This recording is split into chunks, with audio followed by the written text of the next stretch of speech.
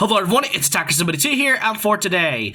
we have got ourselves some interesting Nintendo news to talk about for today's video, and the topic we're about to discuss here, Fortnite. We all know what Fortnite is. I don't think there's any introduction to how much of a big impact this had in the gaming community back in 2017, and while it did die off in like 2019 to 2020, it did sort of have a bit of a comeback with its recent big events and crossovers, and most notably everything they've added from the OG update and having the Lego variation, which is funny enough. But as I just mentioned, the crossovers is one of the biggest highlights, and throughout the past about 4 to maybe 6 years, Fortnite has been getting so much crossovers from time to time, from series like Family Guy, Avatar: The Last Airbender, Jujutsu Kaisen, Star Wars,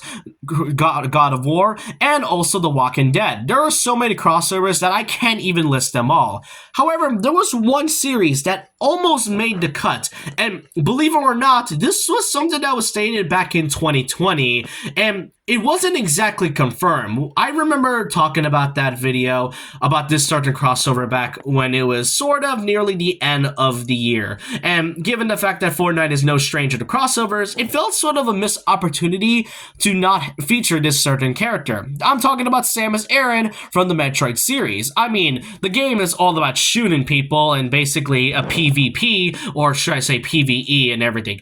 else, and Samus, pretty much being a bounty hunter herself, could fit very, very well to Fortnite. I mean, at this point, Fortnite has gotten so many series that doesn't really rely much on guns that it's pretty much obvious to not have characters like Samus of all things. But back in 2020, this was mostly just a rumor that hasn't exactly been confirmed, but thanks to the former chief director of Epic Games, it turns out there was confirmation that Samus was almost gonna get added to Fortnite, but it was due to one thing, and that is the fact that Nintendo can only add Samus as long as it's only visible to those that own the Switch version of Fortnite. Here, according to Donald Mustard, the former chief creative officer of Epic, he stated this: they, being Nintendo, got really hung up on the characters showing off on platforms that weren't on their platforms. They would be thrilled to have Nintendo characters in Fortnite, but just only if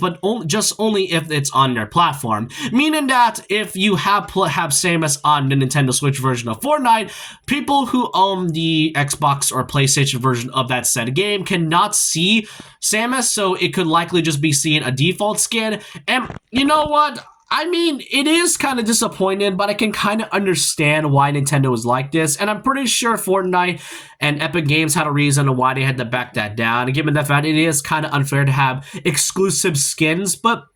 that's kind of the interesting thing, because Nintendo is really no stranger to this type of thing. First of all, Rocket League has gotten 2 types of skins of Nintendo-related stuff, that being the Mario and Luigi skins, and weirdly enough, the Metroid Samus's gunship skin for this game exactly. Heck, even years before games like Rocket League or Fortnite, Soul Calibur 2, exclusively for the GameCube version, it only featured Link in this one, given that there's 3 versions of Soul Calibur 2, with Xbox, I think, having Heihachi from Tekken, and PlayStation having Spawn from, well, Spawn. So it makes sense for Link to be appearing only in the GameCube version. So it is kind of strange, but absolutely not surprising that we have this sort of thing before. But, you know, this could have been at least a great opportunity, because if I were Nintendo personally, I would have genuinely been on board to having Samus being on Fortnite, as this could be a nice way to not only introduce newer fans to the Metroid series, but it also is a good way to show what Metroid is all about. I mean, Fortnite is, to be fair, as much as I don't like to admit it sometimes, it did get me into some certain series that I'm not really much of a fan of until now. Now, I mean, I've seen those series before, I even played Fortnite or even know about their crossovers, but you can kind of see that Fortnite feels more like a promotion to their series, and I feel like Nintendo sort of backing this down as a way for only exclusive skins just feels kind of sad to see, and this would have been given so much traction to the series, given that Metroid during that time was kind of struggling to get that any type of attention until the release of Dread on the Nintendo Switch. But I want to know your thoughts and opinions down below about this. What do y'all think of Fortnite and Metroid being a crossover that was once considered but was fully denied by Nintendo or by Epic themselves. Let me know your thoughts and opinions down below about this, and so with that, leave a like, comment, subscribe, hit the notification bell for more videos, follow my Twitter, and I'll see you guys next time. And remember this, once a legend, always a legend.